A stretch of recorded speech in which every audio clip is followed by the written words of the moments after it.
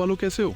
तो बच्चों, आज हम पढ़ने वाले हैं क्लास 10th के फर्स्ट फ्लाइट का पोएम फायर एंड आइस, जिसे लिखा है रॉबर्ट फ्रॉस्ट ने। बच्चों, काफी छोटा सा पोएम है, तो हम इसे लाइन बाय लाइन पढ़ेंगे। तो चलिए शुरू करते हैं बच्चों।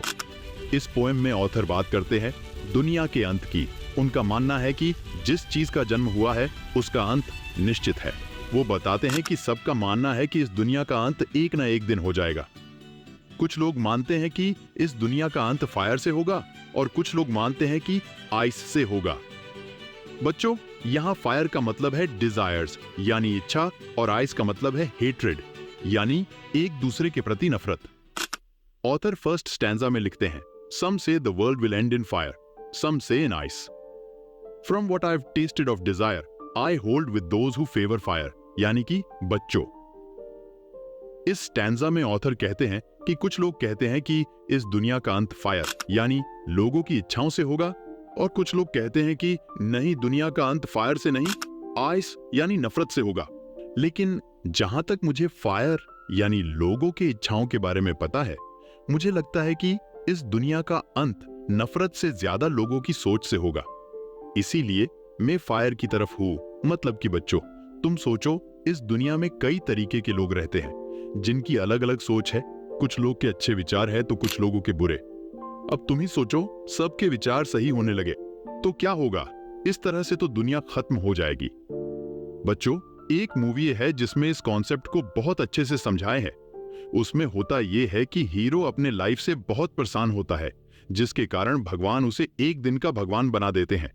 उसके बाद वो कहता है कि सब लोग जो चाहते हैं वो सब पूरा हो जाए, जिसके बाद जो क्रिमिनल्स और मर्डर करने वाले लोग होते हैं वो जेल से बाहर आ जाते हैं और क्राइम करने लगते हैं।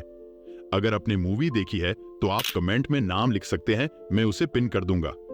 ऑथर सेकंड स्टैंजा में लिखते हैं कि but if it had to perish twice, I think I know enough of hate to say that for destruction ice is also great and would suffice, यानी कि बच्चों, ऑथर कहते हैं इसके बाद दुनिया को दूसरी बार खत्म होना होगा।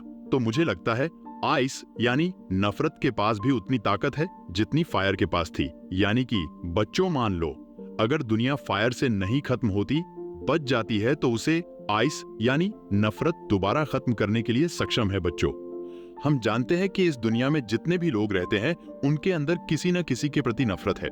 एक देश का दूसरे देश के प्रति, एक दोस्त का अपने दोस्त के प्रति, एक परिवार का पड़ोसी के प्रति।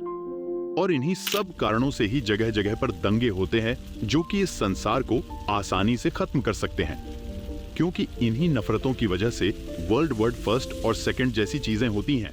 बच्चों, यह प्यारा सा पोएम यही खत्म हो जाता है। और अगर आपको क्लास 10th के और भी चैप्टर देखने हैं तो